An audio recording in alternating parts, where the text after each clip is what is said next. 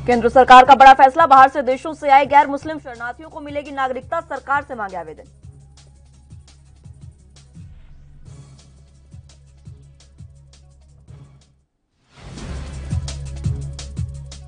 भारत के सेना प्रमुख जनरल मनोज मुकुंद नरवणे की चीन को दो टूक, कहा टकराव वाले स्थानों से ही सेना की वापसी, सैन्य वापसी के बिना खत्म नहीं होगा तनाव।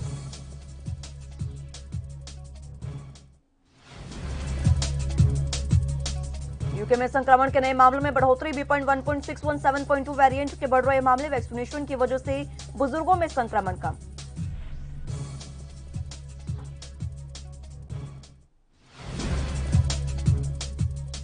और देश में कोरोना के आंकड़ों में थोड़ी गिरावट, 1,73,000 नए मामले आए सामने, 3,000 से ज्यादा मौतें।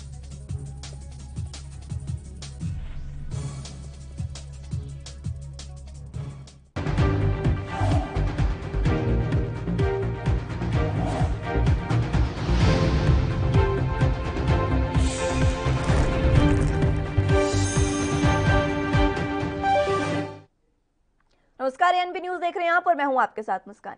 भारत के सेना प्रमुख जनरल मनोज मुकुंद नरवणे ने चीन को स्पष्ट संदेश देते हुए कहा कि पूर्वी लद्दाख में टकराव वाली सभी जगहों से पूरी तरह से सैनिकों की वापसी के बिना तनाव खत्म नहीं हो सकता। उन्होंने कहा, भारतीय सेना क्षेत्र में हर तरह की विपरीत परिस्थितियों से निपटने के लिए तैयार है। एक साक्षात्कार में सेना प्रमुख ने कहा कि पिछले साल 5 मई के बाद से सैन्य गतिरोध के 1 साल से ज्यादा हो रहे हैं, जिसमें 45 साल में पहली बार दोनों ओर के लोगों की जान गई थी। हालांकि तब से अब तक सीमित प्रगति हुई है, जिसमें सिर्फ पेंगोंग झील से ही सैनिकों की वापसी हो पाई है। बाकी जगहों पर हालात जस के तस बने हुए हैं। जनरल नरवणे ने कहा कि भारतीय सेना फिलहाल ऊंचाई वाले क्षेत्रों से सभी महत्वपूर्ण जगहों पर अपनी पकड़ बनाए हुए है और किसी भी विपरीत परिस्थिति का जवाब देने के लिए पर्याप्त संख्या में सैनिकों को रिजर्व में रखा गया है।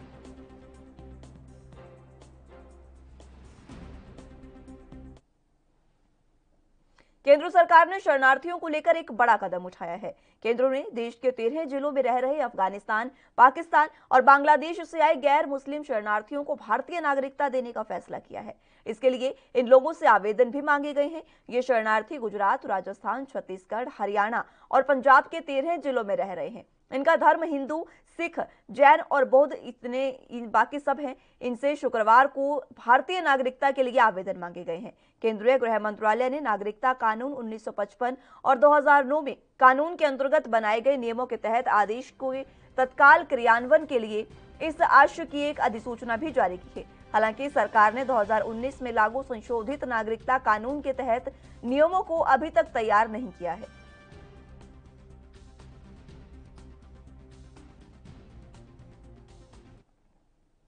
उत्तर प्रदेश पुलिस की ताकत बढ़ाने के लिए पिछले 6 महीने से प्रशिक्षण ले रहे 87 रिक्रूट आरक्षियों को 6 महीने का प्रशिक्षण पूरा हो गया है।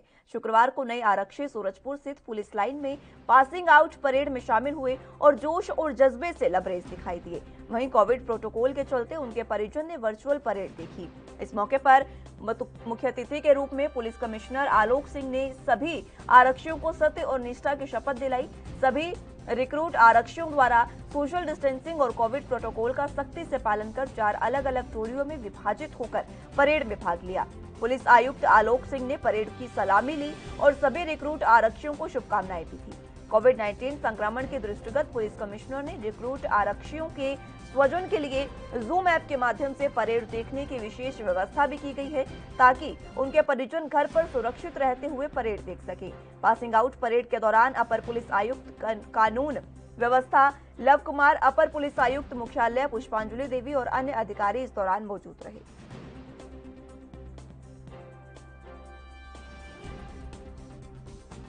देखिए, ये आधारभूत प्रशिक्षण था जिसमें 87 रिक्रूट्स ने 6 महीने के गहन प्रशिक्षण प्राप्त किया। इसमें आंतरिक और बाहरी विषय थे, लॉ के बारे में था, कम्युनिटी पुलिसिंग के बारे में था, साइबर क्राइम के बारे में था, टेररिज्म के और नक्सलवाद से कैसे लड़ा जाता है इसके बारे में था प्रशिक्षण। ये 6 माह का प्रशिक्षण पूर्ण करने के बाद आज ये यहाँ से पास आउट हो रहे हैं और इनको अब थानों पर नियुक्ति दी जाएगी। मैं आपको ये भी बताना चाहूँगा, क्योंकि इस समय कोविड प्रोटोकॉल है, तो उस पूरे कोविड प्रोटोकॉल का पालन करते हुए ये 25-25 के ग्रुप्स में इनको आज यहाँ शपथ दिलाई गई और इनके सभी जो परिजन हैं, पारिवारिक जन हैं, उनको जूम के माध्यम से जोड़ा गया था। पीछे हमारी टेक्निकल टीम बैठी हुई थी और पारिवारिक जन जो हैं वो जूम के माध्यम से सभी जुड़े रहे और उनके द्वारा इस दीक्षांत समारोह का दूर से ही एक वर्चुअल जो है अनुभव किया गया। कितना चैलेंजिंग रहा कोरोना के दौरान इन लोगों को ट्रेनिंग देना, क्योंकि सेकंड पीक आपने देखी तमाम पुलिस वाले भी कोविड का शिकार हुए हैं। जी, ये बहुत चैलेंजिंग था क्योंकि लगभग 4.5% हमारा फोर्स जो है वो डाउन था कोविड की वजह से, लेकिन वैक्सीनेशन सभी का समय से हुआ था, तो किसी में बहुत डीप सिम्टम्स ऐसे नहीं हुए कि जो ब्रिटेन में लॉकडाउन हटाने की योजना अधर में अटक सकती है क्योंकि अधिकारी और वैज्ञानिक कोरोना वायरस के B.1.617 स्वरूप के प्रसार को लेकर सावधानी बरतने का आग्रह कर रहे हैं और देश के स्वास्थ्य मंत्री ने भी कहा है कि संक्रमण के नए मामलों में वायरस का ये स्वरूप अनुमानतः 3/4 मामले के लिए जिम्मेदार है। स्वास्थ्य विभाग की इस कार्यवाही इकाई पब्लिक हेल्थ इंग्लैंड के आंकड़ों के अनुसार वायरस के स्वरूप के मामलों में पिछले सप्ताह से लेकर 3,553 की वृद्धि हुई है और इनकी संख्या 6,959 हो गई है। ब्रिटेन के स्वास्थ्य मंत्री मैट हैंकॉक ने कहा कि सरकार को पहले से ही लगता है कि प्रतिबंधों में ढील के साथ मामले बढ़ेंगे। उन्होंने कहा कि नवीनतम आंकड़ों के अनुसार संक्रमण के नए मामलों में से आधे से ज्यादा और संभवतः 3/4 मामले B.1.617 की वजह से हैं। पब्लिक हेल्थ इंग्लैंड के अनुसार सर्वाधिक प्रभावित क्षेत्र बोल्टन, बेडफोर्ड और ब्लैकबर्न है।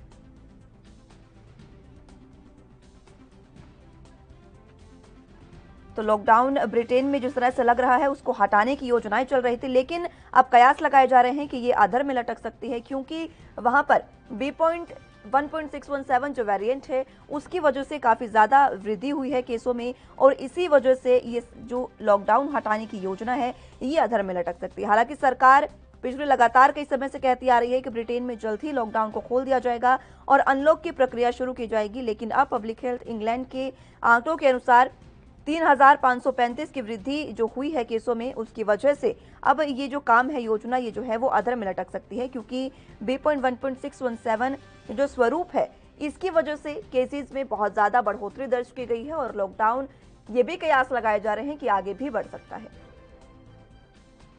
पब्लिक हेल्थ इंग्लैंड के अनुसार सर्वाधिक प्रभावित जो क्षेत्र हैं वो बोल्टन, बेडफोर्ड और ब्लैकबर्न है। यहाँ पर सबसे ज्यादा इस स्वरूप के केसेस सामने आए हैं। नवीनतम आंकड़े जो हैं उनके अनुसार 3/4 मामले फिलहाल इसी स्वरूप के हैं।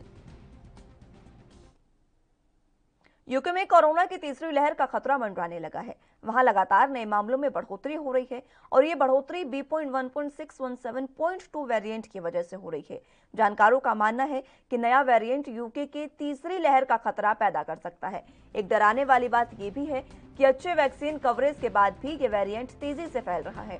यूके में अब तक 3.8 करोड़ लोगों की वैक्सीन की पहली डोज उन्हें लग चुकी है, जो वहां की युवा आबादी का 70 और कुल आबादी का 58% है। वहीं 2 करोड़ 4 लाख लोग ऐसे भी हैं जिन्हें दोनों डोज लगाई जा चुकी हैं। ऐसे में 2 सवाल खड़े होते हैं। पहला तो ये कि क्या वैक्सीन की कमी कोरोना को रोकने में नाकाम साबित हो रही है और दूसरा ये कि क्या वैक्सीनेशन पिछली लहरों की तुलना में इस लहर को अलग बना सकता है। यूके के अस्पतालों में कोरोना मरीजों के भर्ती होने की संख्या अब बढ़ने लगी है। वहां पर B.1.617.2 वेरिएंट काफी तेजी से फैल रहा है। पूरे यूके में पिछले एक हफ्ते में अस्पतालों में भर्ती होने वाले मरीजों की संख्या 20% बढ़ गई है। नॉर्थ वेस्ट में से ये आंकड़ा 25 है और स्कॉटलैंड के कई इलाकों में इससे ज्यादा। स्कॉटलैंड के NHS अस्पताल के डॉक्टर अविरल वत्स का कहना है कि लॉकडाउन खुलने की वजह से केस बढ़ने की आशंका पहले से ही थी। यूके में जून में आखिरी फेज का अनलॉक होना बाकी है।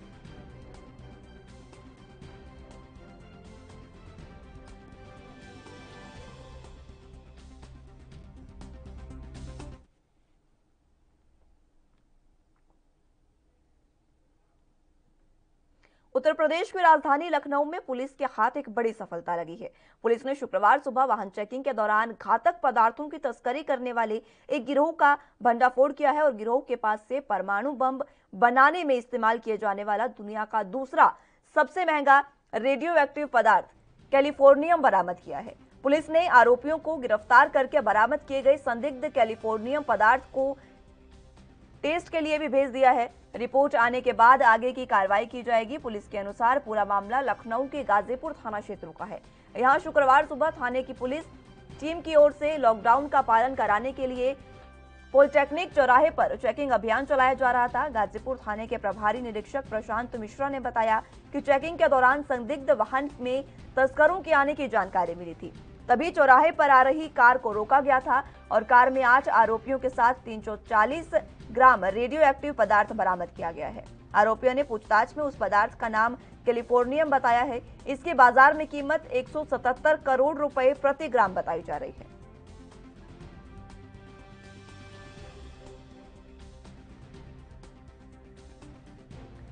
तो लगातार कोरोना के बीच भी इस तरह की तस्करी के मामले लगातार सामने आ रहे हैं और अब ये ताजा मामला उत्तर प्रदेश की राजधानी लखनऊ से सामने आया है। हालांकि पुलिस ने सतर्कता दिखाते हुए गुप्त सूचना के आधार पर इन्हें काबू कर लिया है और इनके पास से 340 ग्राम रेडियो एक्टिव पदार्थ बरामद किया है।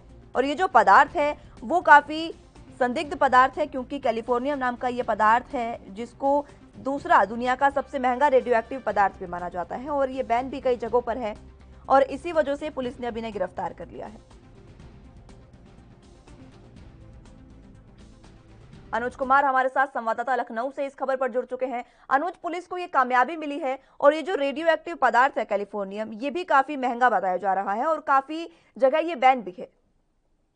देखिए मुस्कान, गाजीपुर पुलिस को सुबह तड़के गुरुवार को एक बहुत बड़ी सफलता हासिल हुई है। हालांकि ऐसे गिरोह का इन्होंने खुलासा किया जो कि बेशकीमती धातु कैलिफोर्नियम बेचने के लिए सौदा कर रहा था और पुलिस ने इन 8 आरोपियों के पास से 340 ग्राम कैलिफोर्नियम बरामद किया है। संदिग्ध कैलिफोर्नियम है। पुलिस का दावा है कि अंतर्राष्ट्रीय मार्केट में ये धातु $27 लाख का है, यानी करीब 19 करोड़ रुपए प्रति ग्राम का आकी जा रही है। हालांकि ये गिरोह यूपी, बिहार, पश्चिम बंगाल से जालसाज में शामिल था और उसको यूपी के कई जिलों से होते हुए यहाँ बेचने की फिराक में आया था। क्या अभी इस बात की कोई जानकारी मिल पाई है कि इनके पास ये पदार्थ आया कहाँ से?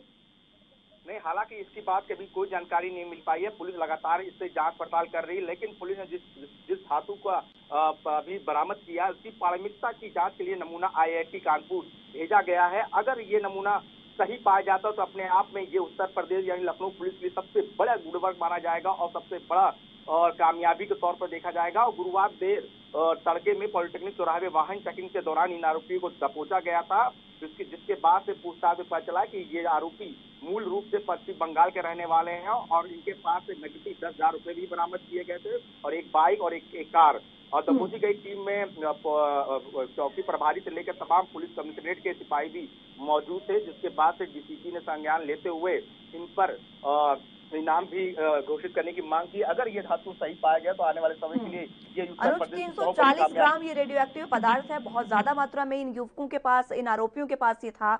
कहां से आया है ये तो जांच का विषय है, लेकिन पुलिस की कार्रवाई फिलहाल इस मामले में अभी तक कहां पहुंची है? पुलिस की कार्रवाई ये पहुंची है कि इस जो धातु जो पाया गया है कैलिफोर्नियम, उसको फिलहाल शुद्धता की जांच के लिए IIT कानपुर भेजा गया है। वहां से इसकी पता चलेगा इसकी शुद्धता कितनी क्वालिटी है इसकी। हालांकि आरोपियों के पास से मोबाइल डिटेल भी खंगाली जा रही है कि सभी आरोपी के पास मोबाइल था जिससे कॉल डिटेल खंगाली जा रही है। कुछ संदिग्ध नंबर मिले हैं, उन नंबर का अभी तो फिलहाल बंद आ रहे हैं और पुलिस अभी और सोशल मीडिया प्लेटफॉर्म भी खंगाल रही, क्योंकि मोबाइल नंबर से के इनके जो नंबर्स हैं वो सर्विलांस पर लगा दिए ताकि इनके जरिए अन्य सदस्य तक पहुंचा जा सके और तमाम तरह की और भी जांच की जा रही है। हालांकि देखने वाली बात होगी कि आखिर ये मामला कितना और जाके तार इसके खुलते हैं। अनुज, ये जो टेस्ट के लिए भेजा है पदार्थ, इसकी रिपोर्ट कब तक सामने आ सकती है, इसके लिए कोई जानकारी? हालांकि कैलिफोर्नियम एक रेडियो एक्टिव पदार्थ है, उसकी जो भेजा गया है कानपुर IIT, हालांकि देर शाम तक आने की संभावना जताई जा रही है और जैसे इसकी आती है उसके बाद ही कुछ बड़ा खुलासा हो सकता है कि आखिर ये इसकी जो क्वालिटी है वो कितने परसेंटेज की है, इसकी शुद्धता की पैमाना है वो कितना है, ये अभी देर शाम तक पता चलेगा। हालांकि जो रेडियो एक्टिव। ठीक है, बहुत शुक्रिया अनुज हमारे साथ जुड़ने के लिए और तमाम जानकारी के लिए।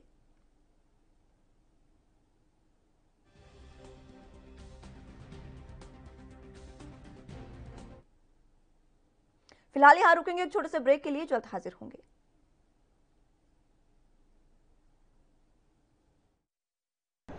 यात्रीगण कृपया ध्यान दें, ANV express news on wheels, Tata sky, Airtel, Facebook page, Instagram, Jio TV, Google play, YouTube और ऐप स्टोर पर रात 9 बजे। ANB न्यूज पर आ रही है। धन्यवाद। कम ब्रेक और ज्यादा खबरों के साथ देखिए ANB news in channel number पर।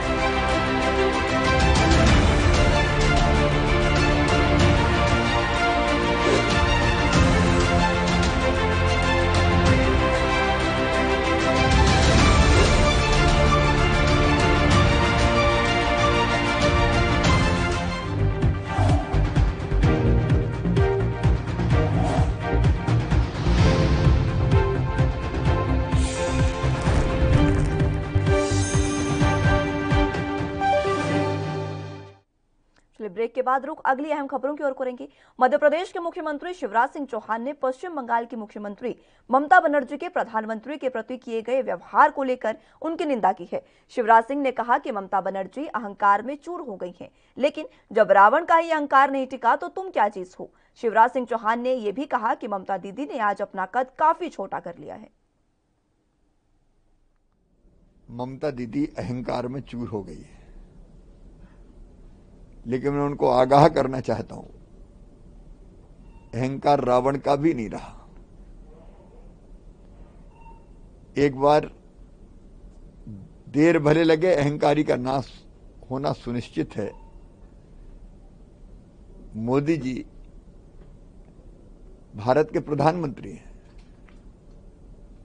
उनके पीछे देश चलता है। तो वो अगर पश्चिम बंगाल गए थे तो वहां जनता के कल्याण के लिए गए थे,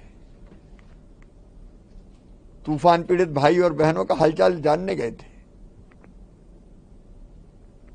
उस समय किसी मुख्यमंत्री का ऐसा बर्ताव करना,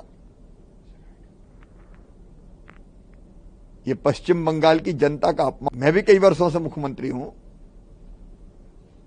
जब श्री मनमोहन सिंह जी प्रधानमंत्री थे, मैं लगभग 9 साल उनके साथ मुख्यमंत्री रहा। हमने कभी उनके सम्मान पर आंच नहीं आने दी। और एक बार तो जब देश के बाहर यूएसए में उनको अंडर अचीवर कहा था, तो मैंने कहा भारत का प्रधानमंत्री अंडर अचीवर नहीं हो सकता। प्रधानमंत्री देश का। राजस्थान के भरतपुर जिले के अटलबंद थाना क्षेत्र में शुक्रवार को 2 अज्ञात बाइक सवार बदमाशों ने कार में सवार चिकित्सक दंपति की गोली मारकर हत्या कर दी। भरतपुर पुलिस महानिरीक्षक प्रसन्ना कुमार खमेसुरा ने बताया कि दोनों बदमाशों की पहचान कर ली गई है। उन्होंने बताया कि चिकित्सक सुदीप गुप्ता, उनकी पत्नी डॉक्टर सीमा गुप्ता और उनकी मां को नवंबर 2019 में एक महिला और उनके 5 साल के बच्चे की हत्या के मामले में सजा मिली थी। उन्होंने बताया कि चिकित्सक दंपति की गोली मारकर हत्या करने वाले बदमाशों की पहचान अनुज और महेश के रूप में हुई है। नवंबर 2019 में जिस महिला की हत्या की गई थी, अनुज उसका भाई है। पुलिस महानिरीक्षक ने बताया कि दोनों बदमाशों को जल्द से जल्द गिरफ्तार करने का प्रयास जारी है।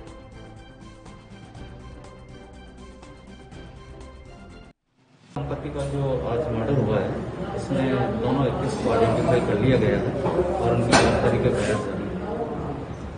घटनाक्रम 2019 में एक जो घटना हुई थी, जिसकी भी आप सभी को भी जानकारी है, उससे संबंधित है। जो पूर्व में जिस का मर्डर हुआ, उसके भाई और उसके एक साथी ने उन्होंने घटना को अंजाम दिया है। दोनों की जल्दी ही गिरफ्तारी की जाएगी। आजकल लोगों की ओर से फेसबुक पर फेक अकाउंट बनाकर उनसे जुड़े लोगों से किसी न किसी तरीके से जालसाजों की ओर से पैसे मांगे जाने की घटनाएं लगातार सामने आ रही हैं। इसी तरह की एक घटना गोरेगांव रेलवे स्टेशन पर तैनात एसआरपीएफ के जवान मनोहर पाटिल और उसके रिश्तेदार के साथ हुई है। दरअसल यहां फेक अकाउंट से कोरोना बीमारी का बहाना बनाकर रिश्तेदार से 1 लाख रुपए मांगे गए हैं। वहीं जालसाज के झोंसे में मनोहर का चचेरा भाई भूषण पवार आ गया, जो गुजरात में रहता है। मनोहर बनकर जालसाज ने 6 बार में कुल 1 लाख रुपए भूषण से बंधन बैंक के अकाउंट में डलवाए थे। इतने पैसे देने के बाद जब भूषण को शक हुआ तो उसने फोन पर मनोहर का हाल चाल जाना और पैसों के बारे में जिक्र किया, तो मनोहर ने उससे बताया कि उसने तो उससे कोई पैसे मांगे ही नहीं। तो भूषण के पैरों तले जमीन खिसक गई। उधर इस मामले की जानकारी मनोहर ने जैसे ही पुलिस को दी तो पुलिस ने तुरंत बंधन बैंक ब्रांच में जालसाजों के अकाउंट को सीज कर दिया और मनोहर के 1 लाख रुपए भी वापस दिलाने में उत्तर मुंबई साइबर सेल ने कामयाबी हासिल की है।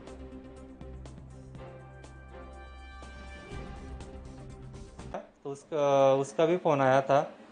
तो वो बोला कि मैंने तेरे अकाउंट में 1 लाख रुपए डाल दिए। अरे यार, मैंने तो ऐसे कोई पैसे के डिमांड नहीं किया तेरे से, तो मेरा फेसबुक अकाउंट हैक हो गया था। तो कोई मेरा फेसबुक आईडी डमी बनाकर तुमसे पैसे की मांगनी की। बाद में मैं वनराई पुलिस स्टेशन गया तो उधर एक लेटर दिया कि मेरा फेसबुक कोई डमी चला रहा है और मेरे दोस्त की फसनुक कर रहा है।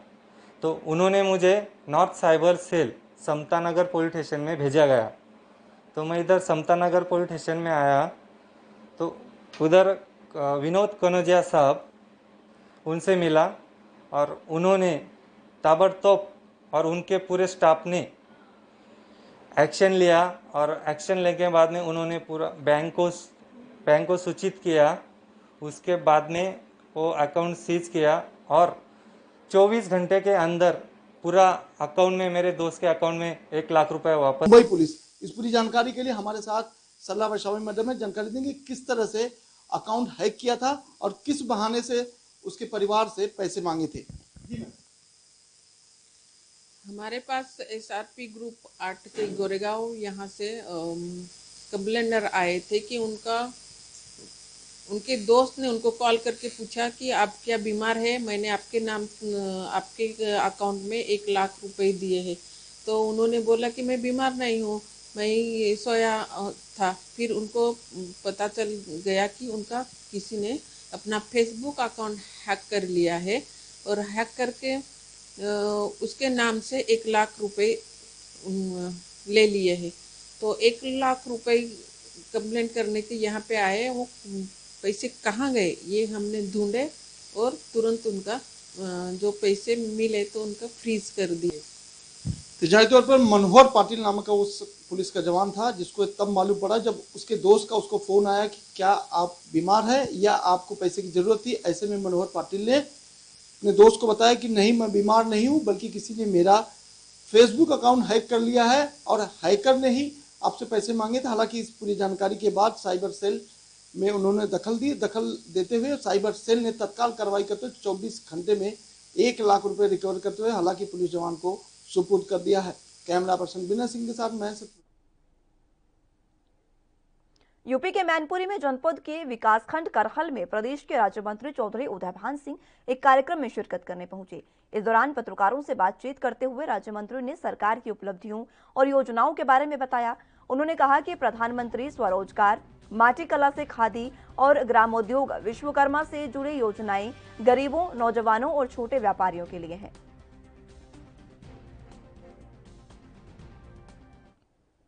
चलिए सीधे आपको लाइव तस्वीरें सीएम योगी आदित्यनाथ की दिखाने जा रहे हैं आपके टीवी स्क्रीन पर।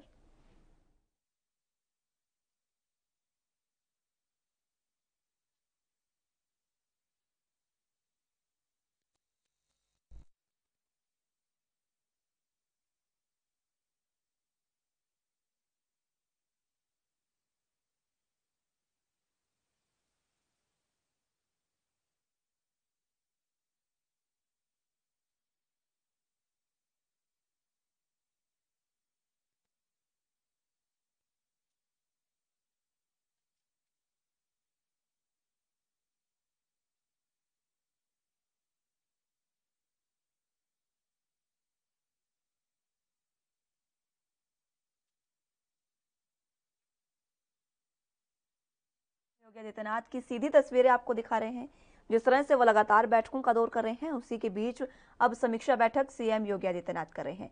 तो चलिए अब खबरों में आगे बढ़ते हैं। जिस तरह से आपको बता रही थी कि यूपी के मंत्री ने लगातार अपनी जो उपलब्धियां हैं वो गिनवाई है और उन्होंने आगे कहा है कि सरकार की इन योजनाओं से लोगों को भी लाभ हो रहा है। उन्होंने कहा कि परंपरागत काम करने वाले परिवारों को नई तकनीक से जोड़ा गया है जिससे उन्हें लाभ भी मिल सके। तो इस तरह की योजनाएं जो है सरकार द्वारा चलाई जा रही हैं। और इसी बीच अब अगली खबर की ओर भी बढ़ लेते हैं। मध्य प्रदेश के चिकित्सा शिक्षा मंत्री विश्वास सारंग ने पूर्व सीएम कमलनाथ के बयान पर कड़ी प्रतिक्रिया दी है। उन्होंने कहा कि चीन के एजेंट इस तरह के बयान देकर देश की छवि को धूमिल करने का प्रयास कर रहे हैं, लेकिन भारत महान था, महान है और महान ही रहेगा। कमलनाथ जी का ये बयान बहुत ही शर्मनाक बयान है।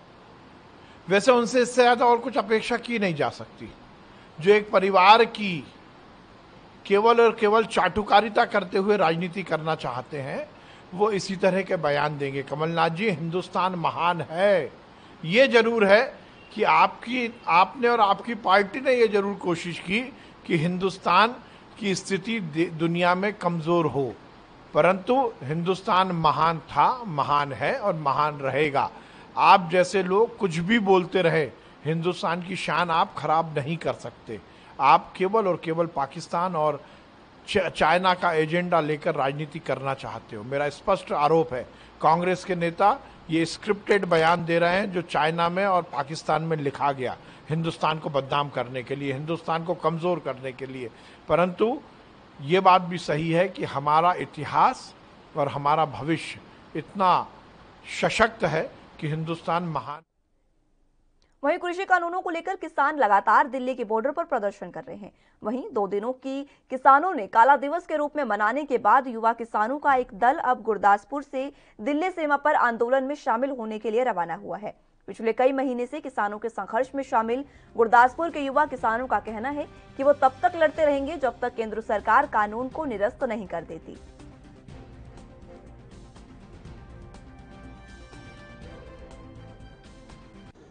रणनीति ਇਹੋ ਹੀ ਹੈ ਜੀ ਵੀ ਗੁਰਦਾਸਪੁਰ ਤੋਂ ਜਿੱਥੇ ਪਹਿਲੇ ਦਿਨ ਤੋਂ ਹੀ ਸਾਰੇ ਨੌਜਵਾਨਾਂ ਨੇ ਇੱਕ ਬੀੜਾ ਚੁੱਕਿਆ ਸੀਗਾ ਇਸ ਸੰਘਰਸ਼ ਦੇ ਖਿਲਾਫ ਲੜਨ ਦਾ।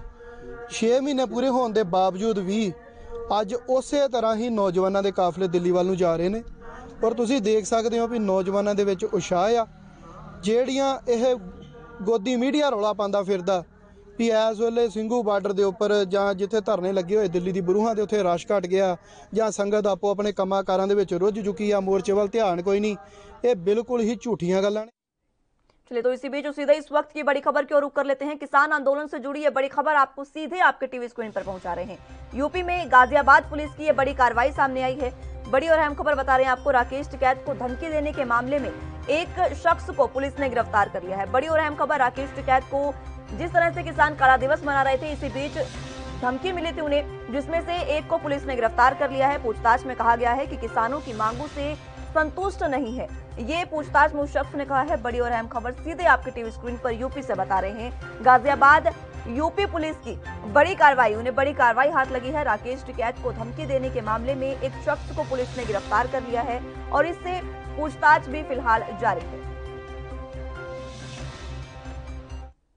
फिलहाल के लिए मेरे साथ बस इतना ही। आप जुड़े रहिए एनपी न्यूज के साथ। नमस्कार।